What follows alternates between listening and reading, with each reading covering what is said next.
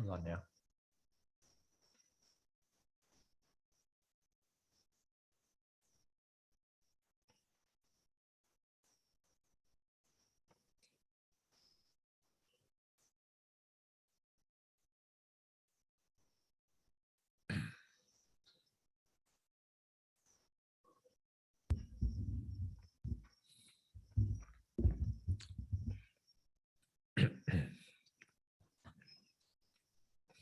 Oke.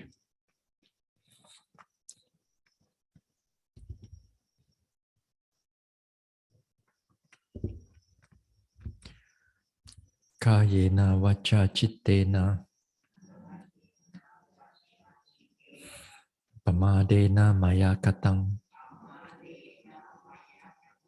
acayang kamame bante buri panya tata kata kayena waca cittena pamadena maya katang acayang kamame dhamma sanditika akalika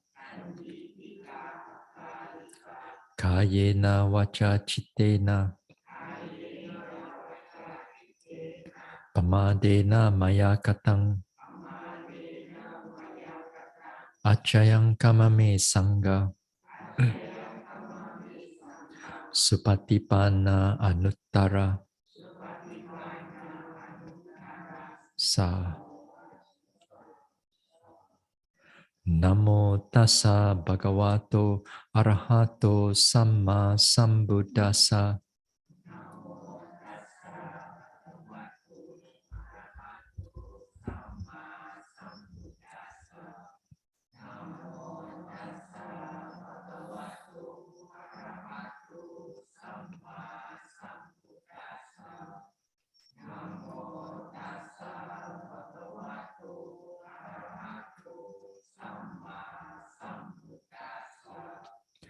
Buddhang saranang gacchami. Dhammang saranang gacchami. Sanghang saranang gacchami.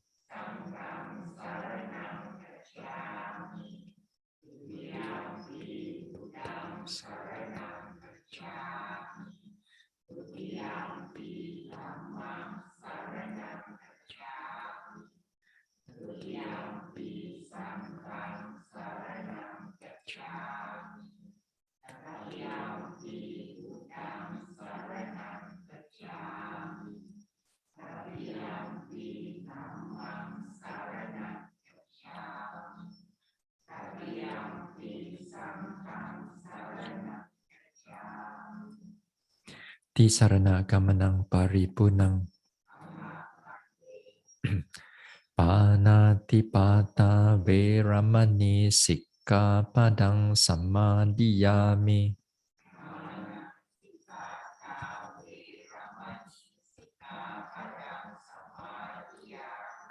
Adina dana veramani sikkhapadang samadhiyami.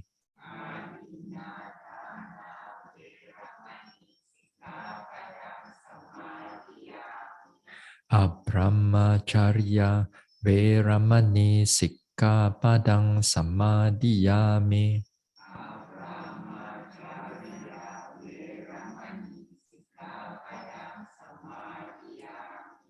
Musawada veramani sikkhapadang samadhiyami.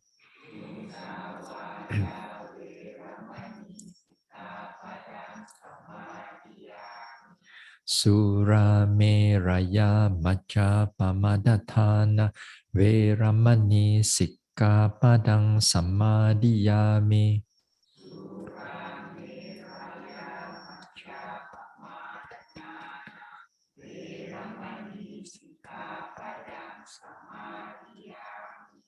Vikala bhojana veramani sikkhapadang samadhiyami.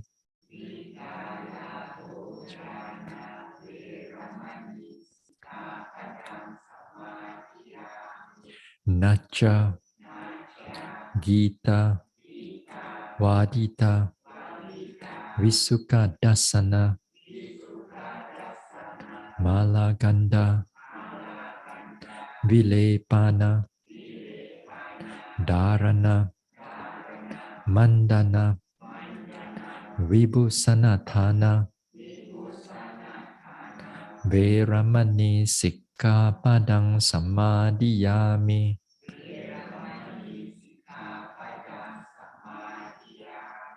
Uchasayana, Mahasayana, Veramani Sikkapadang Samadhiyami,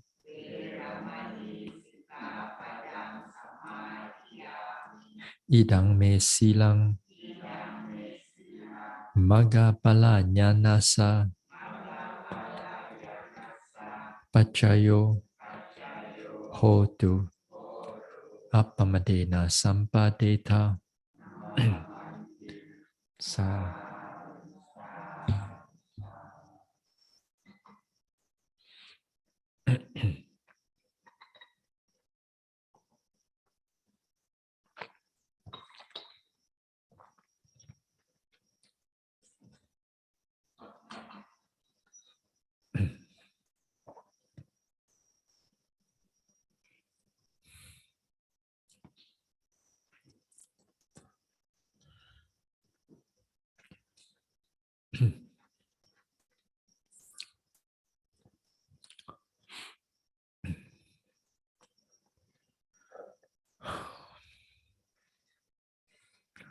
Okay.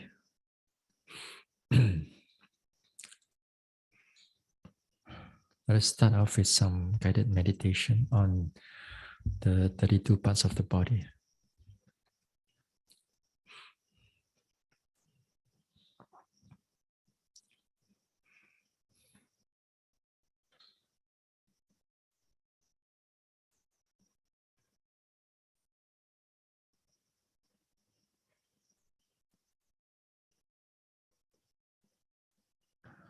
Let's just relax the body. Relax the body, relax the mind. Let go of all the thinking, planning, memories. Just keep the mind open, calm, and peaceful, mindful here and now.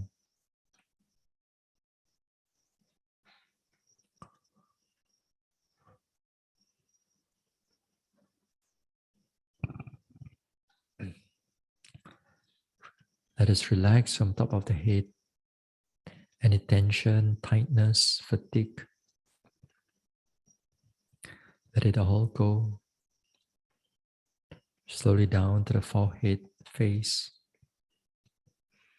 to the neck and shoulders, to the arms, chest area, stomach area, to the spine, to the back, to the buttocks, to the hips, to the thighs, to the knees, calves, ankles, soles, toes.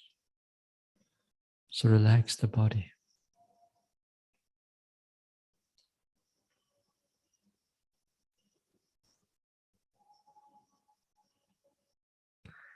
Head hair, body hair, nails, teeth, skin.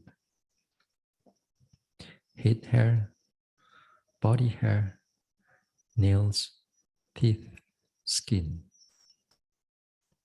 Head hair, body hair, nails, teeth, skin.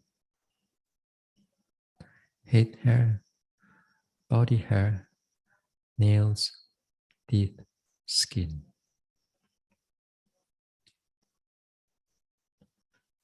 Now let us start tonight with the nails.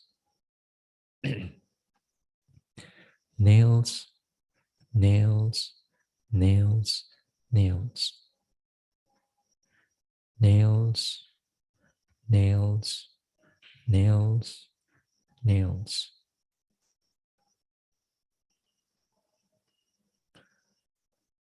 let us imagine its shape and location, color. The nails can be at the end of our fingers, the fingernails, or end of the toes, the toenails.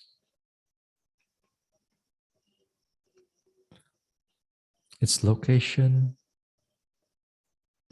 is shaped like a wedge. Slightly bigger, slightly smaller. And then its natural color, whitish, slightly yellowish or slightly pinkish.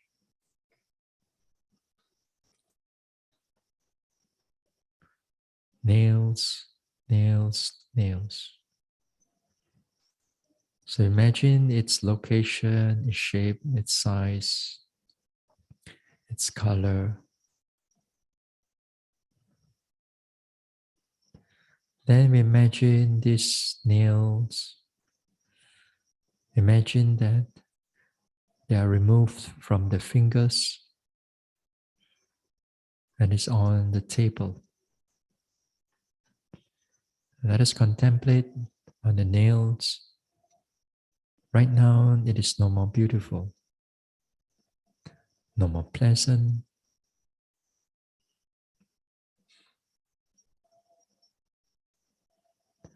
They are repulsive, they are dirty, and we don't even want to touch it.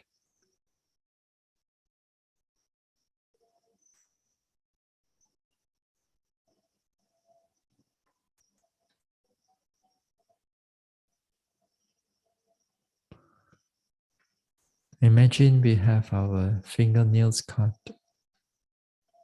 or we cut our fingernails. And imagine all the pieces on the table, on the floor.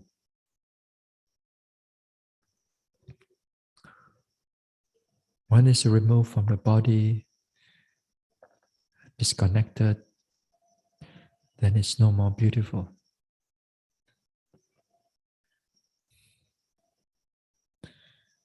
Now imagine we leave the fingernails on its own, on its natural condition, without cleaning, without washing.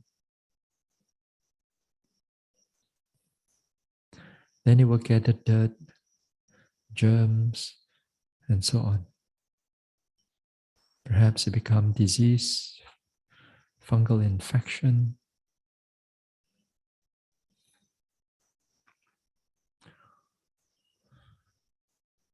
So its true nature begin to reveal itself. That this body is not something to be attached to.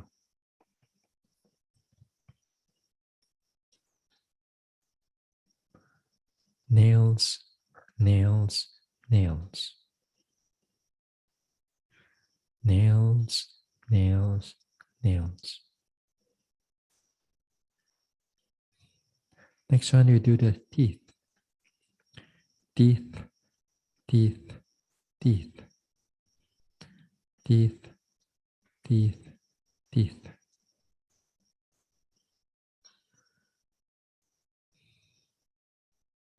Now again, we imagine the location of the teeth on the upper jaw, lower jaws, the shape, size, color, your front teeth, your back molar teeth.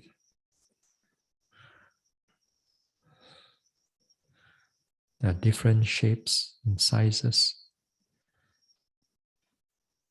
Some shaped like a wedge, sharp, some a little bit sharp, some a little bit flat.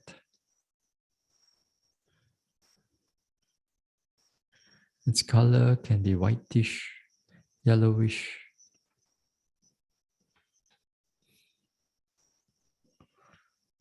Again, we imagine its repulsiveness. For example, we are in a dentist, we have a tooth extracted. And we look at the tooth. It's not something beautiful to look at. It's no more beautiful. They're foul, they're repulsive. It's something not for us to attach to.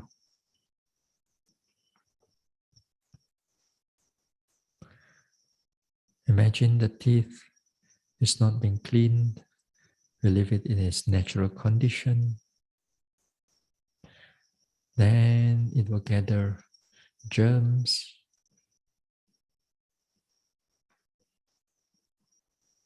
gather all sorts of bacteria, maybe fungus, and so on.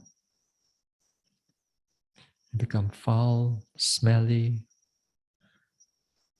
not something for us to attach to.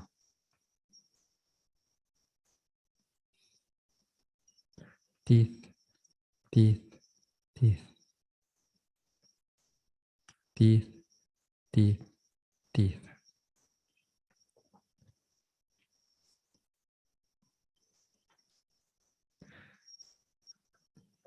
And we go to the next one, skin. Skin, skin, skin. Skin, skin, skin. And here you imagine the skin of the body from top of the head all the way down to the toes, to the legs. And wrapped by this skin, a few molecule thickness, you give rise to the color, to the shape, to the roughness or smoothness.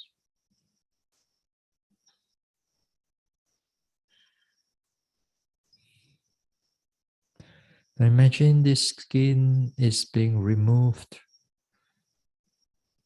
as if like we can able to unwrap from the whole body, take out the whole skin and leave it on the table. Now this time the skin is no more beautiful, no more pleasant, no more beautiful, no more attractive. In fact, that when they look at it on its own, they are foul, they are smelly. It harbors all kinds of germs and diseases.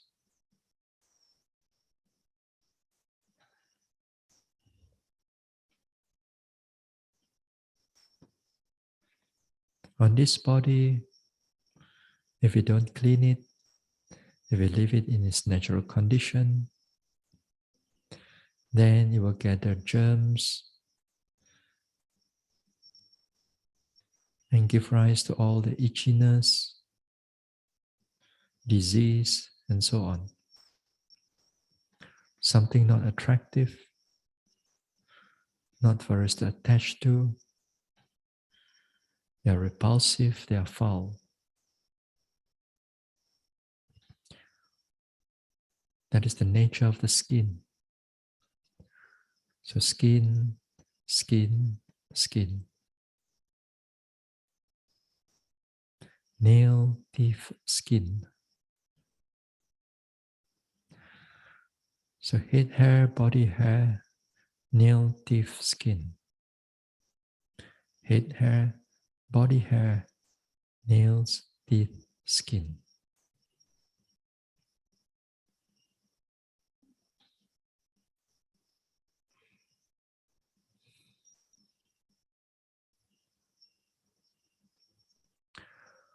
Okay, slowly we let go.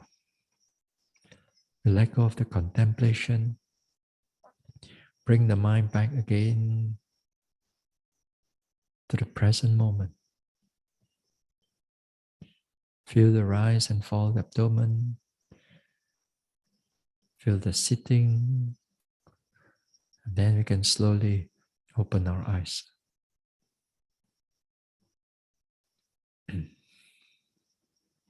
Okay.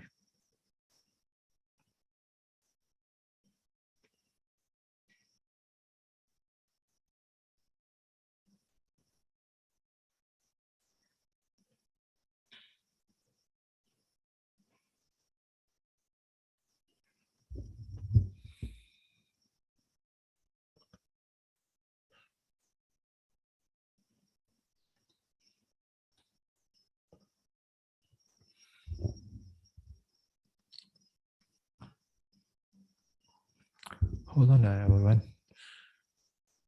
Something look different. Hold on now.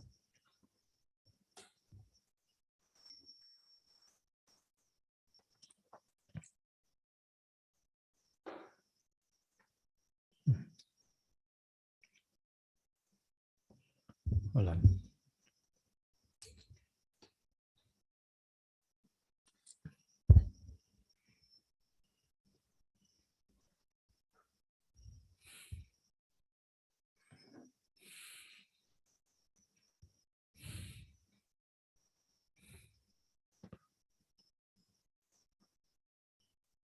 Hold on, everyone.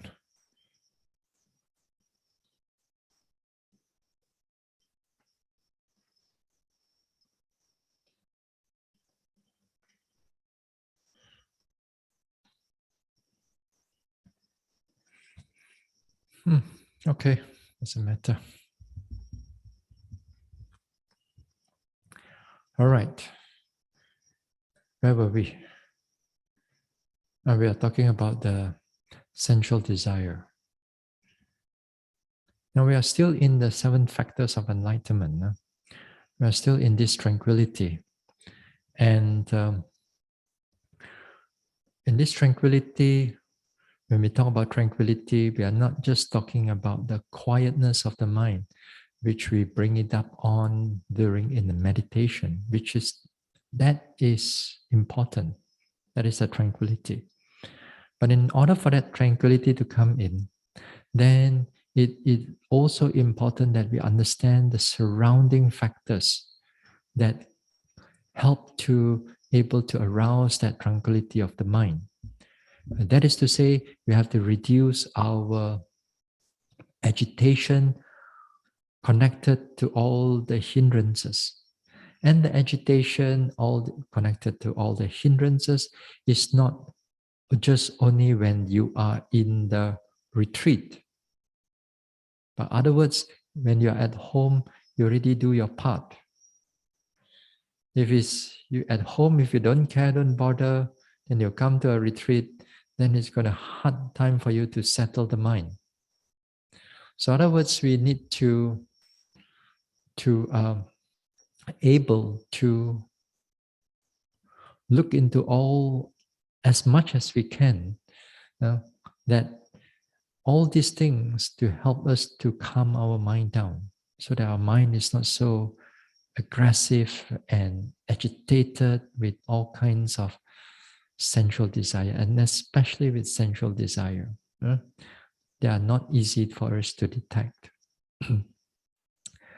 So a number of things we talked about it yesterday. So there's another one I want to look into it. This is contentment. Contentment. The nature of this contentment is only applied to our material things, not your spiritual development now. I'm contented with my progress. There's no such thing. There's always not enough. Unless you're arhana, then it's totally another thing. So don't come and tell me, you come in, meditate now, and then I'm contented with my progress. There's no such thing as contentment with all the spiritual development. Spiritual development is always not enough. Just like mindfulness is always not enough. Vitamin M, depend on how you look at it. If you are in here, then it's always not enough. When you're out there also, vitamin M also not enough. Always not enough. No? So, contentment is for our material things. In other words, whatever that we have, if you can live with it, then live with it. We don't have to follow all kinds of things. I know you heard about all these talks on contentment, perhaps in the out there, But I want to stress a little bit is that contentment on material things, you also must live with. I mean, you have to put in some wisdom into it too. Is contentment doesn't mean that don't care, don't bother. Sometimes people take contentment as like, I mean, they don't bother about anything. Just like yesterday I mentioned, or the day before, Tuesday, I said that sometimes yogis, when they thought that they become yogis, then they do not know how to dress anymore. They do not know how to dress for different occasion anymore. Wherever they grow, they just that very chin chai, they dress, they don't care, don't bother anymore. They said contentment. That is not contentment. That is, you don't apply certain degree of wisdom. Yeah. And also contentment also, it also connected to our material things. Because nowadays, contentment is not just keep on using and using and using and using and using. For example, your car, let's say, let's say 10 years already, it's already 10 years. And then a lot of things are spoiled and all that thing. Then you say, I'm contented with it. But actually, it's not safe anymore. We sometimes we forget about the safety, as for us, it's as long as you can boleh jalan from point A to point B. Okay, then we don't care, don't bother about to upkeep or to change a new one. For example, there's some of the things that sometimes we have to look into it. Contentment doesn't mean that no improvement at all. Contentment also means that you know when it's still okay, and you know when it needs to change. And for the good for the occasion and so on. Sometimes a lot of us being Buddhists already, then they become contented to an extreme, which is not good anymore. They says that cannot have all these so many things, greed, greed here, greed there. It's not about greed. It's about learning to use it wisely, use things safely. Nowadays, in the modern times, all our gadgets and all our things doesn't last forever. It doesn't last. All these things, your phone, your computer, all these things, they are made to become obsolete so that you will buy another one. They're made to become obsolete. They know that the whole thing is when it's going to obsolete already. That means the whole thing is going to, not so useful in their life already. So they're made to do that nowadays things. So we have to be wise enough. So contentment is help us to reduce a lot of our greed. So only when there is a need for it, then we change. Or it's only at a right occasion, we change. If there's only proper, we improve on it.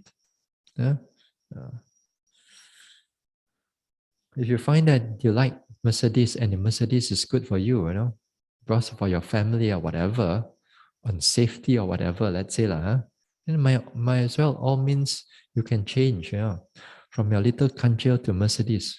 Also can, no problem.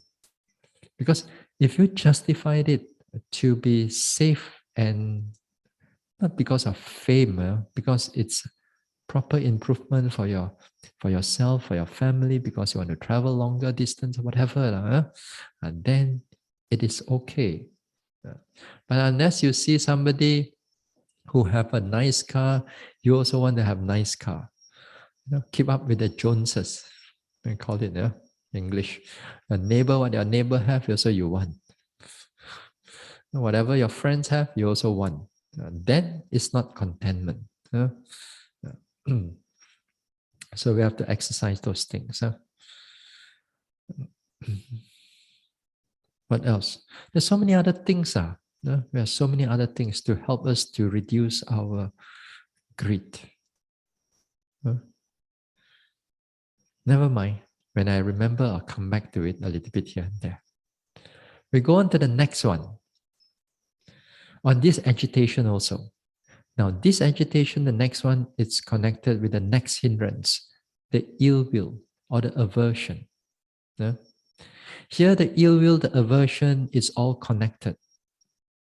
Ill will, aversion, impatience, anger, dislike, all this, in a way, they are all in the same group, different names only. And towards an extent, it's cousin of ill will, which is sadness and fear. Cousin, because all of them share the same root, the root of dosa, the root of hatred root, the three evil roots. So all of them share the same this one, although they may look slightly different from one another. So when it comes to ill will or aversion, then this one is the complete opposite of sensual desire. Sensual desire is on one extreme. The other extreme is anger or this one. What is in the middle? Delusion.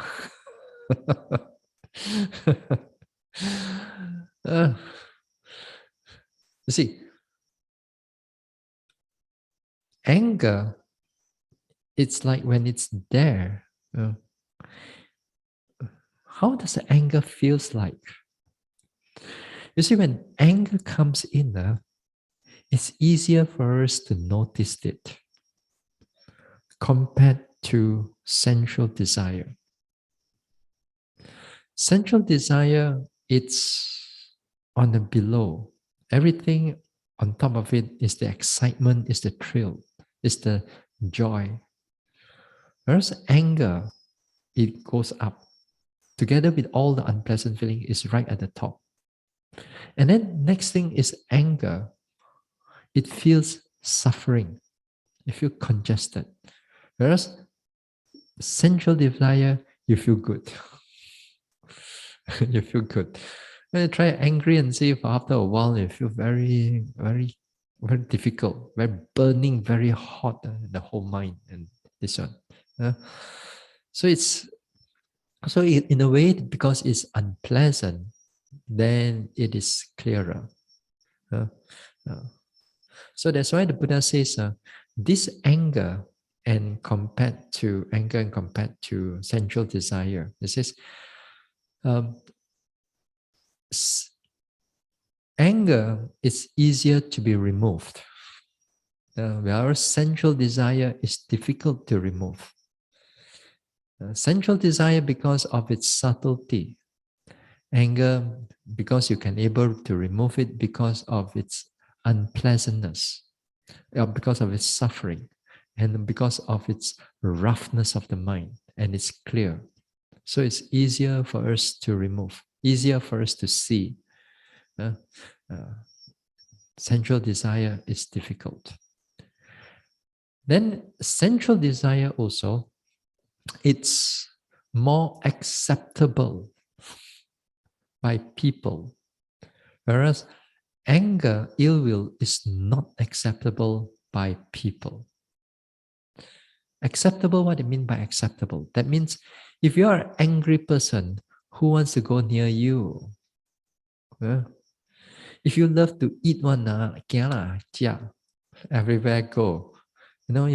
People love to come to you because you are a joy, which is connected to all the central desire one. They come together, eat together, very happy.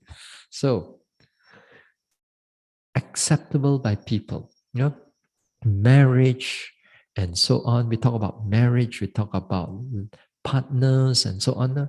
This is acceptable by majority of people. But when talk about anger, we talk about ill will, people usually shun away from this type of people. So as you see, when it's acceptable because of its pleasantness, people shun it away because of its unpleasantness. This is mentioned by the Buddha. Whereas delusion is not acceptable by people and also is difficult to remove. Because delusion is like wrong views and so on. A distorted view, it can be a problem. Anyway,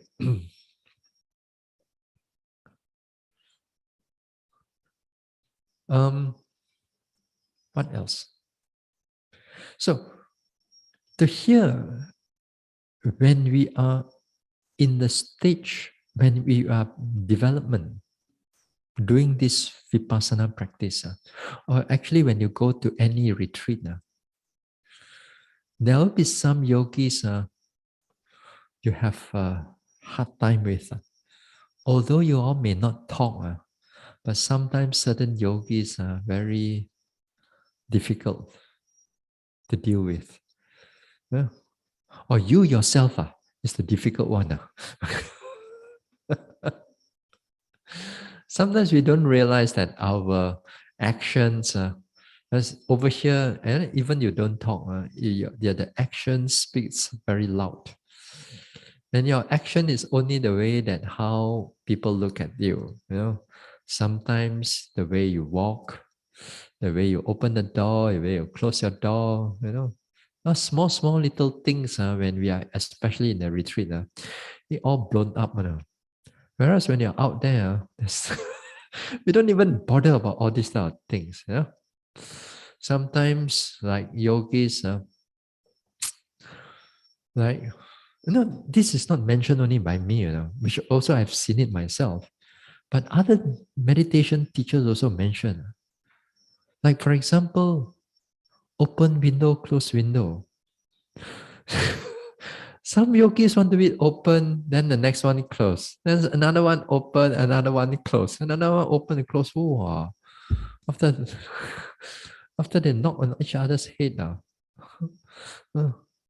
Fan, another one. I want somebody one fan, somebody turn it off for you. Somebody you turn it on, then somebody off again for you. Wow, you really have a hard time. Sometimes some yogis they open the door, close the door. They don't go close slowly. They close and bang. They don't care about other people. They just bang. So when we are meditating with people, with other yogis, with other people, so there will be things that you're going to you're going to rough up on your heart, and then you're going to feel a bit annoyed and irritation is going to come up. And because you're staying together, here you turn here, turn there, you see the person. You turn that one, you see the person. Then if you get annoyed with that person, you remember it. Then next retreat, you come back, yeah, same face again, because every time you go retreat here and there, you see the same faces here and there, a bit new here and there, but more or less you see some same old faces.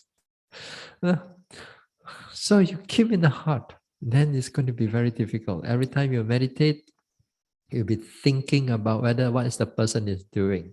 Is she going to on the fan again? No, it can be very small thing.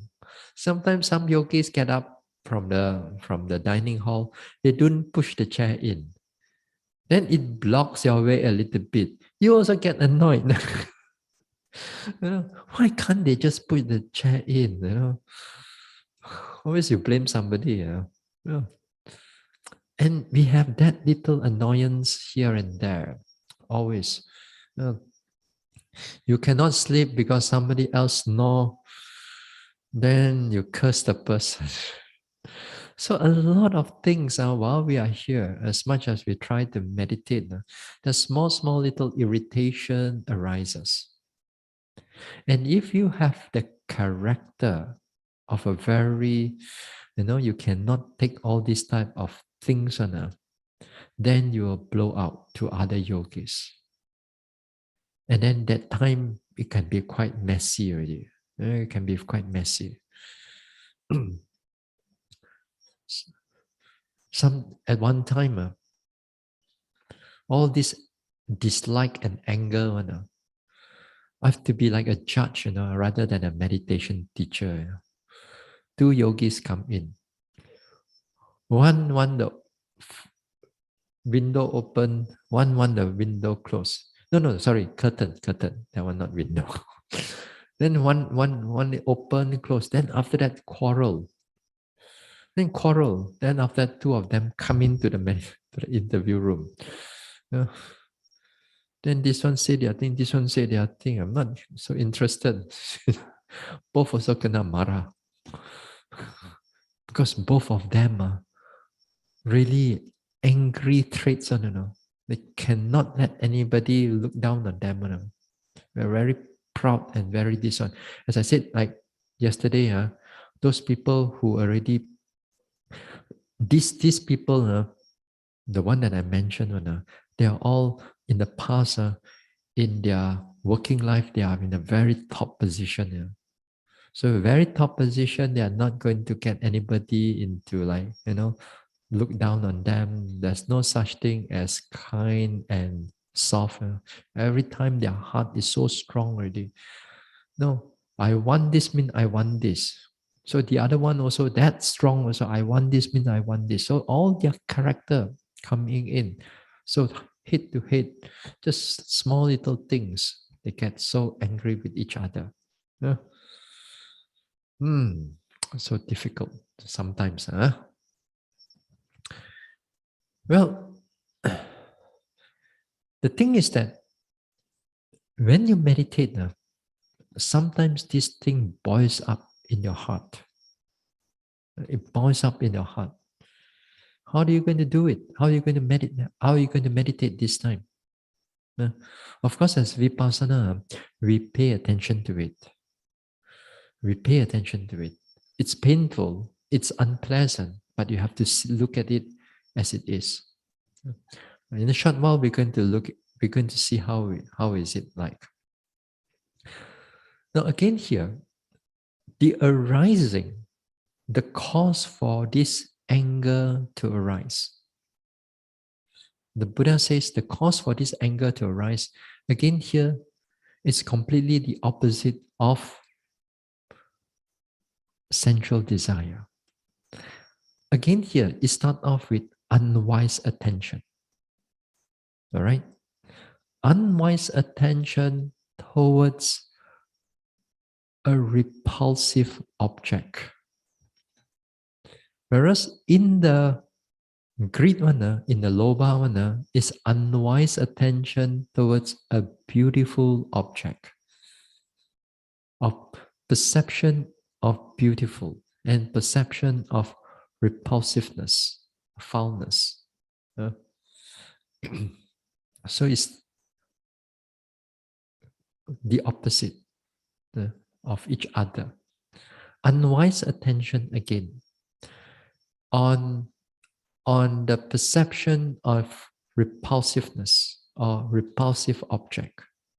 In other words, the person that you see or the situation or the sound that is disagreeable to you, then this becomes what we call repulsive, disagreeable object to you.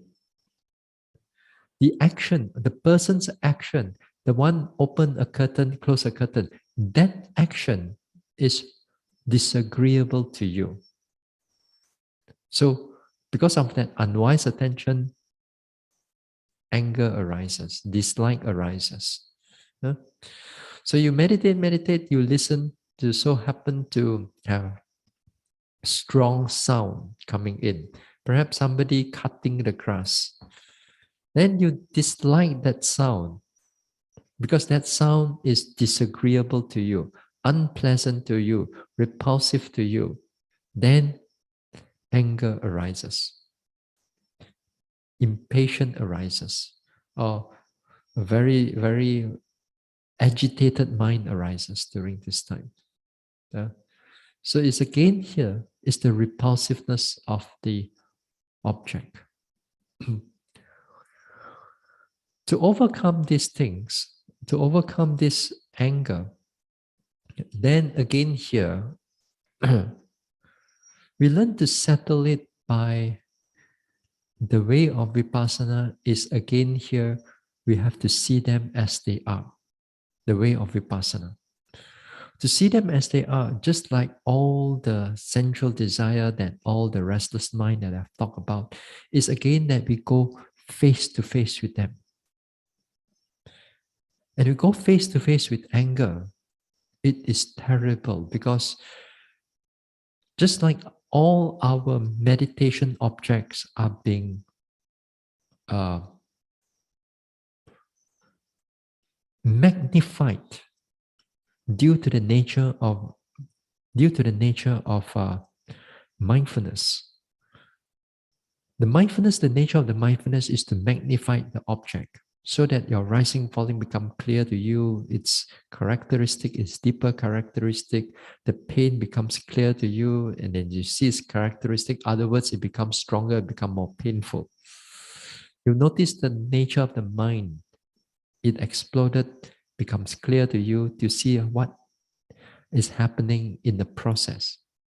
So too, when hindrances arises, when the mindfulness is on top of it, then all these hindrances also becomes expanded for you to see its true nature. In other words, when you are looking at the anger, then the anger will become very unpleasant, very rough, very like burning inside there, internally burning, as if you want to explode inside.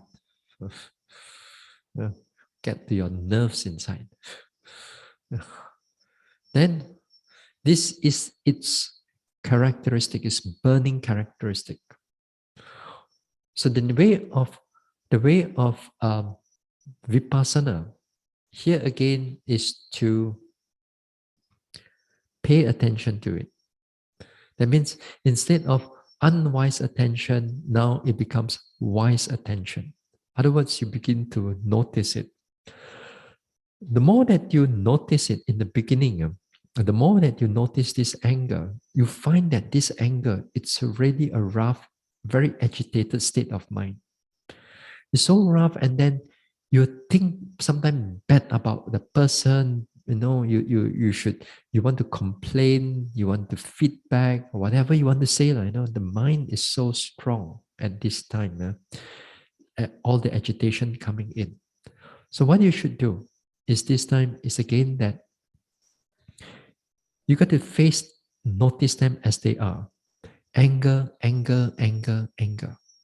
But this time, the nature of the anger is always very rough and very agitated state of mind. And it also not only come with anger, but it comes with a lot of thoughts that is surrounding it.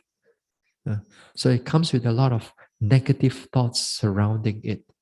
So these negative thoughts and this anger that it combines together, usually we call it, we have become very emotional, but as a vipassana meditator, we learn to feel the anger, and also together with the thoughts coming in.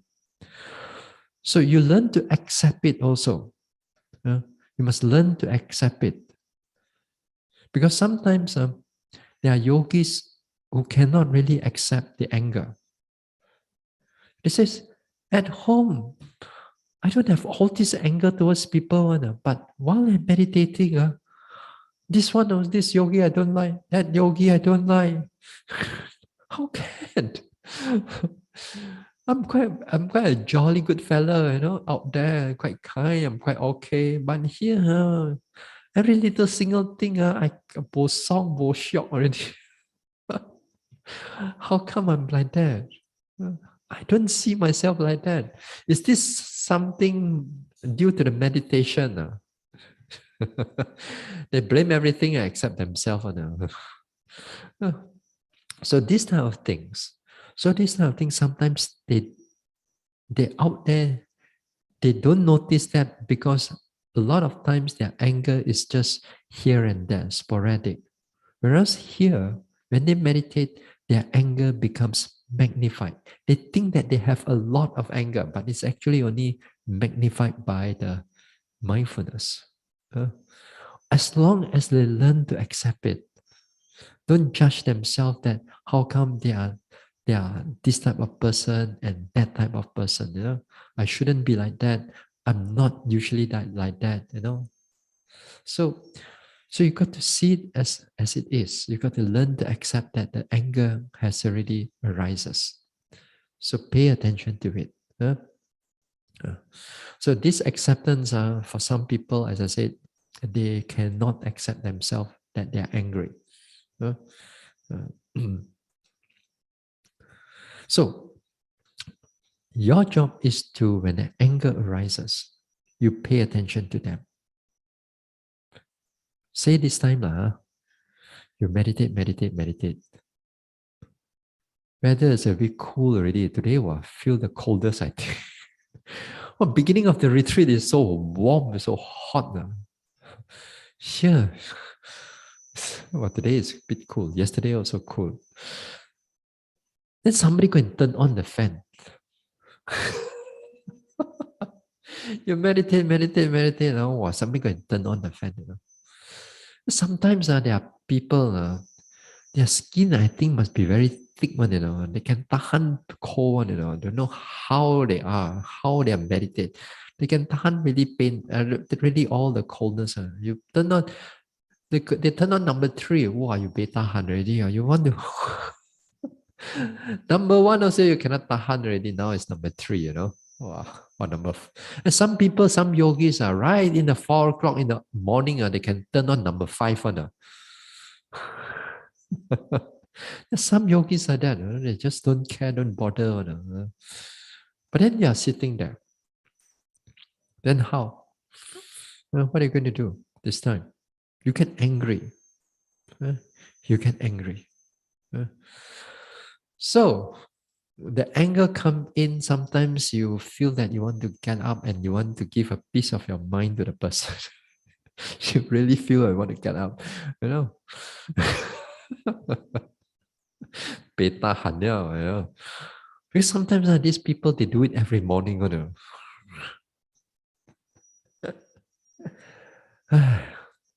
So what can you do?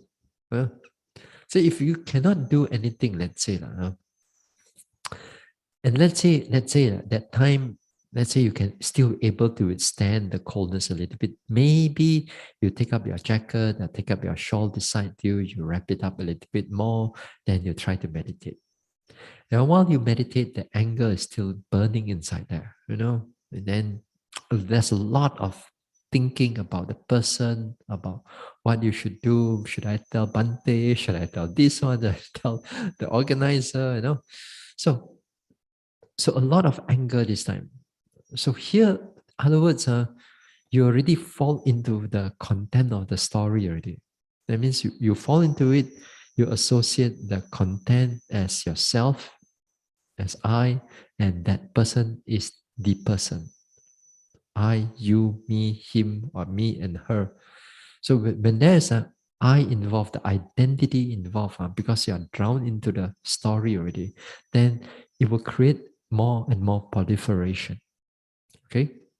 So what you can do is that you learn to pull the mind out from it. Then this time you note anger, anger, anger, anger, anger, one thing, do one thing. thinking, desire, anger. Because now sometimes the mind is shifting between anger and desire. You desire to do something, to tell the person to do whatever. You know? And here, angry. Your anger is there. So you keep on noting. You keep on noting. You see how it burns inside the heart. That's the way of vipassana. You know, to see how it burns inside the heart. It's difficult. And you keep on noticing it. Sometime after, if you're able to notice the anger, you begin to feel the irritation, the annoyance, and so on. If the mindfulness is strong enough, if the able to notice is strong enough, then the anger slowly, you feel that it's fade away. When it fades away, then you feel that there is a strong relief, a strong burden inside the heart has been dropped away. And it feels really good. It feels really good after that anger drop away.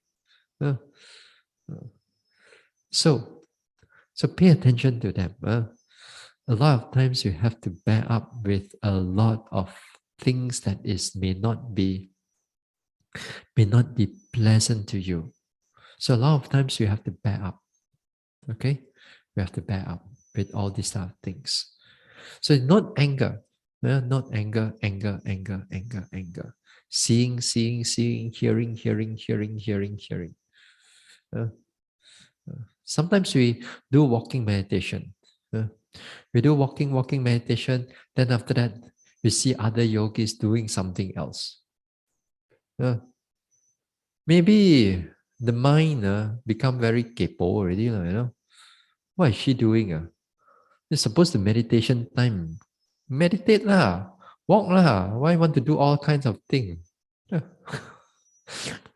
mind get annoyed with other person, whatever that they are doing. Maybe the person is not meditating. Maybe the person is just sitting down there for whatever reason, maybe unwell or whatever. You know? But our mind, just because we see something that is, you feel that it's not right now, you know, then again the mind already very judgmental already. Then all the irritation again arises. So next time when you see these type of things, then you note seeing. Don't be too kepo about other people. Some people walk a little bit different from you. You also want to judge. Some people maybe they're walking and then they go and lie down for a while, perhaps whatever reason. Then you also judge lazy people. You see. We don't look at it more positively. That's why our mind is so narrow. So be careful. Small things in the retreat will make you very irritated. Make you very difficult. So you got to be very patient. To be patient here is that you control your eyes, you control your organ, sense organ. When you not happen to be other yogis, they're not seeing. Let them do what is they are needed, and then we just walk. We just walk. We just do whatever that is needed. Unless it is a life and death situation, then it's different. Then somebody drop on the floor, then just don't not seeing, and then you just make sure you help, you know, that time. Then after you go and comment someone, what is she doing down there? I got to be careful, you know. So most of the time it is not like that. Most of the time, but most of the time it is that other yogis do other things that we get annoyed because of that. So watch out for our this one. Watch out for our hearing. Sometimes yogis, it makes a bit more noise due to opening or closing a door. Then we're not hearing, dislike, annoyed. You know, sometimes like in the ladies' place also, your toilet bathroom is very near to the meditation your hall. Sometimes you meditate, somebody take shower there. Or somebody flushing or sometimes it can be quite noisy if they don't close the door. So that's why it's good. The meditation hall and the toilet is not too near to each other. You never know. A lot of yogis sometimes use the toilet. Then it can be a very noisy, and sometimes the hall itself it enhances the sound echo, the echo of this. So you put on a little bit of sound, or maybe a flushing of a toilet. Oh, the whole inside all very luan one. In normal times, when our normal we don't feel it, but sometimes somehow they build a meditation center, and all the echo is there. Very difficult to meditate. Very difficult. The echo is really enhance the sound, and every small little thing. And somebody just put something on the floor near. Also, 3 or 4 yogis also can hear you from the sometimes the lady side and men side in the same hall. The ladies whatever they do, the men also can hear. Although they're apart by 10 yogis apart, so it's very loud actually. So it's not a very good way of building the hall like that. Now, so take note. This type of things sometimes they can pop up suddenly. You meditate. They can just pop in, and then it gets yourself very irritated. And here, make sure that you note your irritation. Uh, don't justify the person and so on. Finally, it's your own irritation that arises. Your irritation that arises if you don't watch it, and then it tends to become, every time you see the person, then you get annoyed. You see the person, you get annoyed. You see the person, you get annoyed. Then your retreat will be affected for a period, for a while. The next retreat again, you come back, see each other, you remember the past deeds or the past action of the person done to you, or you think that the person done to you, then you get annoyed again. Immediately see the person in Bosong already. Yeah. So watch out for the anger. Watch out for the irritation. So note irritation, annoyance, annoyance. While you're noting this irritation, annoyance, just like when we are dealing with restless mind, this time we bring in a bit of calmness also. The calmness here means you note the annoyance, you note it as like annoying, or anger. You note it slower a little bit. You note it slower but firm noting. Because this anger, they are very rough and they're very agitated. It's just like a restless mind inside there. So you note a firm, but you bring in a little bit of calm and peace. That means a calm type of noting. But on the central desire side, it all depends. Because central desire comes with pleasant feelings. Sometimes pleasant feelings, you need to note it with more energetic, because when the pleasant feeling comes in, it softens everything else. It softens the whole mindfulness and everything. Everything softened. If you put soft again, then you cannot. So sometimes sensual desire you need a bit stronger. But sometimes sensual desire comes with a lot of thinking also. At that time, you need it to do a little bit more calm type of noting. So here is all about fine-tuning how we note our object. To fine-tune the way that how we pay attention to an object. So when the anger comes in, you note it more softly, softer. Because this anger is not going to be anything pleasant. It's going to be a lot of unpleasantness inside there. So you note. And Anger, anger, anger, or unpleasant, unpleasant, unpleasant, unpleasant, unpleasant. See until it fades away. Uh, this is the way how we pay attention to all these objects. Next time, when you do this often enough, next time you see that your mind, it's more tolerable to a number of things. Things that used to kacau you, used to disturb you, then you find that, hey, you can still live with it. I mean, it's unpleasant. You still, the person still knock the person turn on the fan, but the anger is not there. The you know that the person is still doing it, but the anger is no more there. So it's actually as a relief, from all this type of anger. Yeah. So it's interesting if you're able to do all these type of things in the retreat. Yeah. So there are a lot of small things, a lot of small things that you get angry about. So take note of them. So this is how we change from the unwise attention to a wise attention, right? Now, changing from a repulsive object to something more a beautiful object.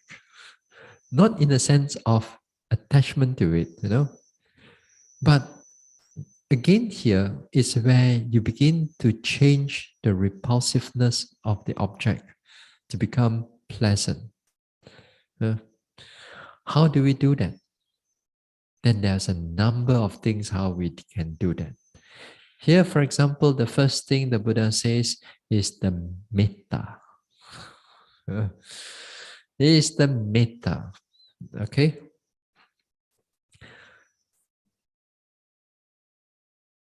Now, also, for example, when we are meditating, when you're angry of the person, is your metta strong enough that it can able to counter the anger or the person?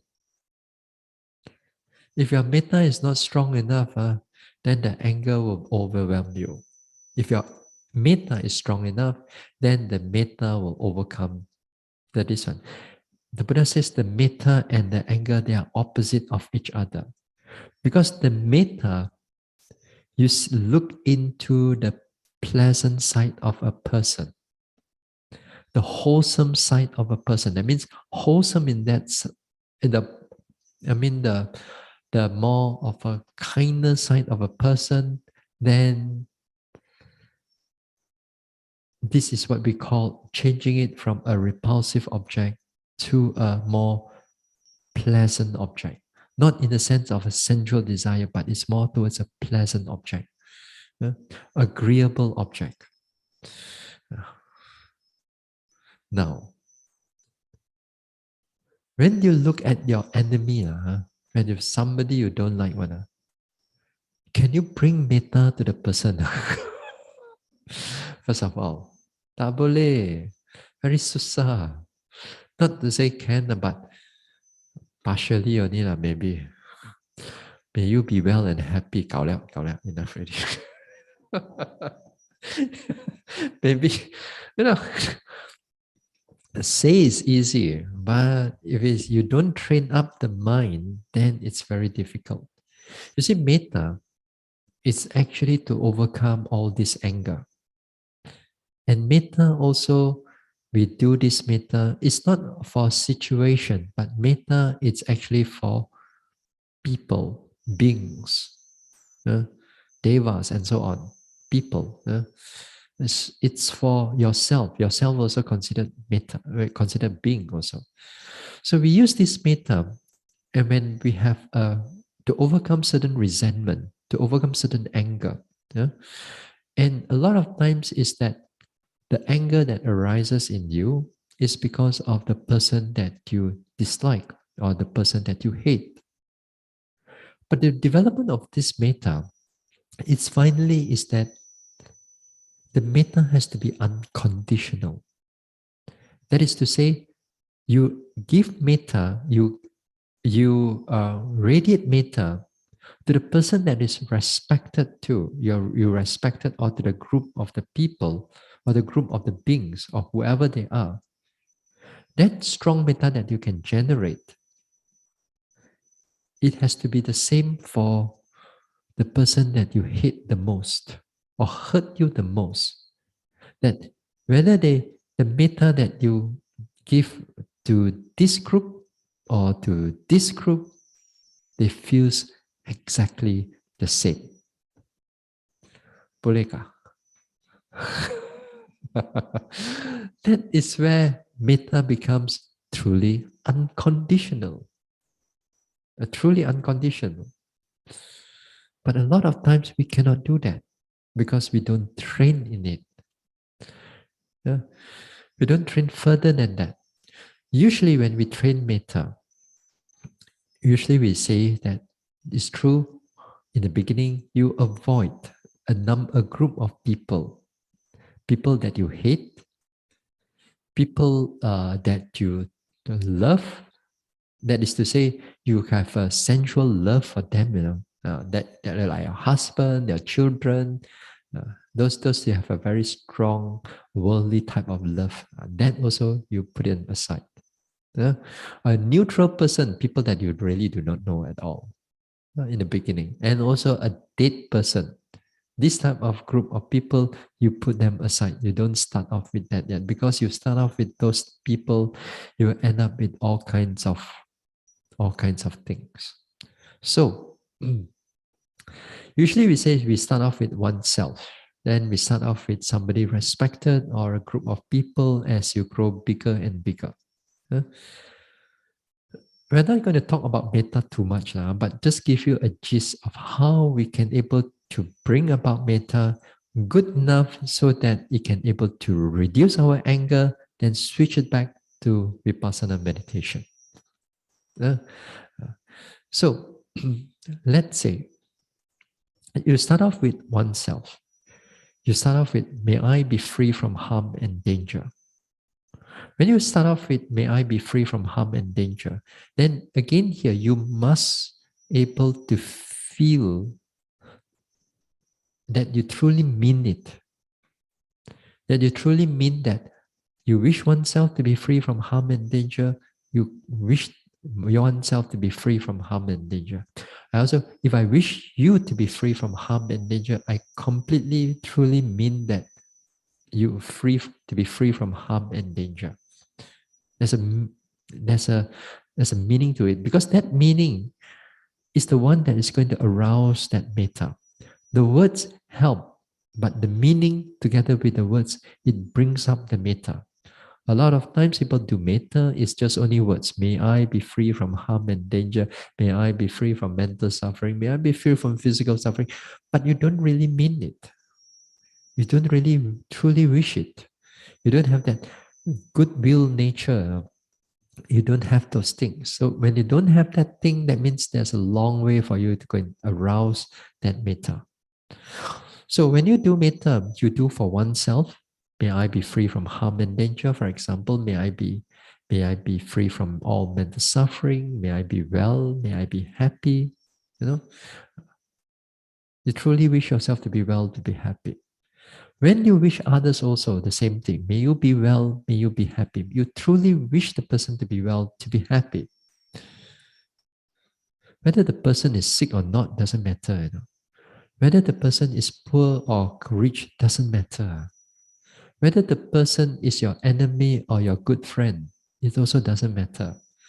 The matter is that you truly do wish the person. That is what we call metta. But of course, the enemy we all put aside first. But here, what I'm trying to say is that it's a truly genuine wish from the bottom of the heart. And then the metta arises. So we do it again and again, from a smaller group to a bigger group to a bigger group. So we develop the metta, repeat them again and again and again and again. Then when you can able to develop that metta for a certain level, and you feel that your mind is already able to generate some metta, you can feel that a sense of metta towards yourself and towards the people around you. You can feel it, Then that time you should try with the person that you don't like. May she be free from harm and danger. See whether the heart still care, still very, still got a little bit of knots here and there. If still there's a knot here and there, that means you still need to work on the metta until you develop it for some time that you can able to spread the metta to all beings, to even to the person that you truly dislike, and even to a neutral person also that you do not know wherever they are. Uh, then with that, then at least there's some degree of metta has come up. That will be good. Because next time, when you meditate, meditate, and then that person become very annoying, let's say, may you be free from harm and danger. Feel that all anger gone. And after that, anger gone, then go back to rising and falling, sitting, touching, whatever. Isn't it good? So fast, the mind switch from looking at it as something repulsive and now looking at it as something more wholesome in that sense, more pleasant in that sense. So it's a lot of training, this metta, but it's good to have that. Uh, Now the development of this metta, it's it's wonderful because you don't have, it's not only you can do it not only in the retreat, but in the retreat it will be much better because due to the mindfulness that we have. But while you're out there, you should learn to try to do metta every now and then. Uh, May all beings around here be free from harm and danger. May the people in the neighborhood here be free from harm and danger. May all the animals around here, may they be well, may they be happy. Something like that. You walk around in your park, things that you're able to see, then may all beings be free from harm and danger. May all beings be well, be happy, be peaceful, wherever they are. Well, something like that. And you do it repeatedly again and again. You got all the years for you to do. So every time you do it, you find that your mind becomes to mellow down. For a very hard character, for a very pride, and sometimes, as I said, a lot of times we have that facade, Facade means the front, that means they work for 30 years already, even they retired already, they still have that front, that facade, So they use the metta and also other, this one, it helps to mellow down the pride, mellow down the hard character of a person. So it will be very good. So we do it repeatedly again and again throughout our life. May all beings be well and happy. If you get stuck in the traffic jam, may all beings here be free from harm and danger. Yeah. May they be well and happy. And you just carry on with whatever that you are doing. Every time that when I go into the forest also, I read it to the beings around. May all beings around here be well and happy. I'm not fear that they come in front of me. It's just that when they come in, my mind is ready. I don't go near them, but I wish them to be well and happy. You go your way, I go my way. Yeah. So something like that. Metta can be very powerful. Can be very powerful. In fact, that it would be better that if you can able to develop the metta until jhana, until truly development into jhana. And that one, you need proper retreat. At home, not so easy. Yeah. At home, you may able to calm down on it, but you truly want to reach jhana, then you have to seek for a place to do this type of some retreats. And you must know its method, you must know its skills, you must have mindfulness. You actually have a number of things. Actually, you need to have a lot of guide also, in fact, to do this metta. Yeah. In order for us to reach until jhana. Other words also, if you're able to do that with jhana, you can use your enemy also and go into jhana also. How nice, isn't it? Until that, the person that you truly dislike, but you can able to capture the person, may you be free from harm and danger and so on. And then after that, you enter into jhana with that. Then no anger, no irritation. So it's wonderful. So if you can able to do that, then it's wonderful. Yeah.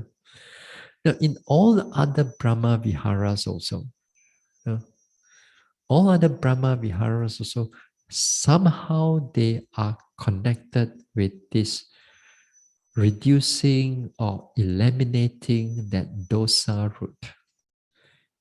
Compassion, karuna, is to overcome uh, that sadness or sympathy, this type of sadness. As I said, sadness also connected with the dosa root. Then mudita or altruistic joy, that one, it overcomes the what? Jealousy or envy. Envy also is connected to the dosa root because you don't like the person more successful than you. You don't like the irritation that the heart is unhappy.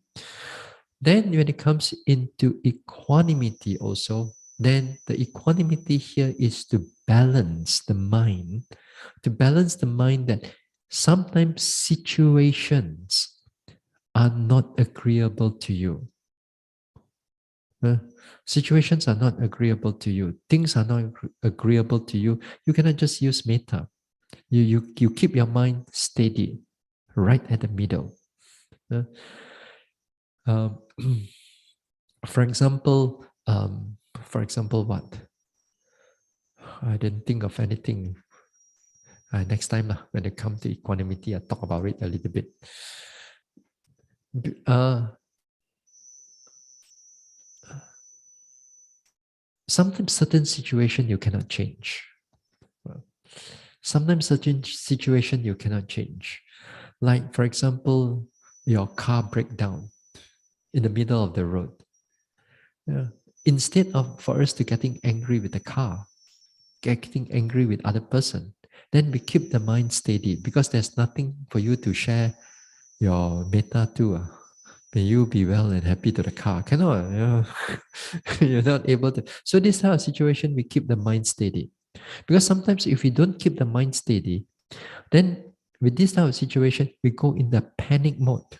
Oh, you say lah, what to do already? How can I? Then we go in the panic mode. We don't know how to keep the mind steady. So we keep the mind steady. That means we, instead of going down into all kinds of wrong type of thoughts, negative thoughts, unwholesome thoughts, the mind stays in the middle. Then also this equanimity doesn't go further than like become too excessive, become too attached to everything. Because sometimes they are surrounding all beautiful things. Then you got to be mindful, you got to keep your mind steady. Sometimes monks, we go to certain places, then all the beautiful girls around. Then what do? Be mindful. You keep the mind steady. The situations like that. Once in a while, once in the blue moon, then we keep our mind steady. We cannot avoid those type of things, but we keep the mind steady. If not, it goes into sensual desire, it goes into attachment, it goes into joy, it goes into a lot of connection and so on. So we keep the mind mindful, steady in the middle. So something like that. All this Brahma Vihara, it helps you to overcome certain of your unwholesome, especially connected to the dosa root. Okay, I think we'll continue on with this anger thing a little bit on Monday. Okay, so tomorrow we'll have a Q&A session, and if you have this one on the if you have questions, then send it up to the boxes there. Of course, again, I got to remind you all, the question is connected to meditation, connected to the Dhamma talk, and so on. Okay, for those who are online, then this one, okay. Hold on.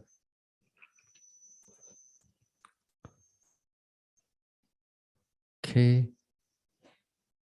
So those who are online, then this is the phone number you send your message to, and by 3 o'clock, I'll try to get the question. If you come late, then of course. Again, here, let me remind you all. For those online one, is questions is all connected to meditation, to the Dhamma talk, also some nature of the Dhamma. Don't ask me too much on, like last week, a bit of medical one. I'm not so good at it. Okay. All right. Okay, we'll share merits. Huh?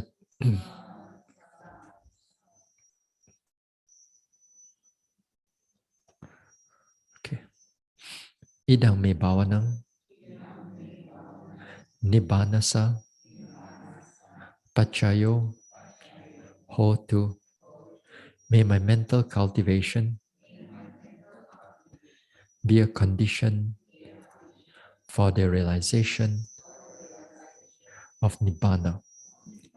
Imang no punya bagang sabba satanang dema. We share these merits with our departed ones, with all beings and all the devas. Sabbe satta sukhi hontu anumodantu. May all beings be happy. May they rejoice in these merits. Sadhu, sadhu, sadhu.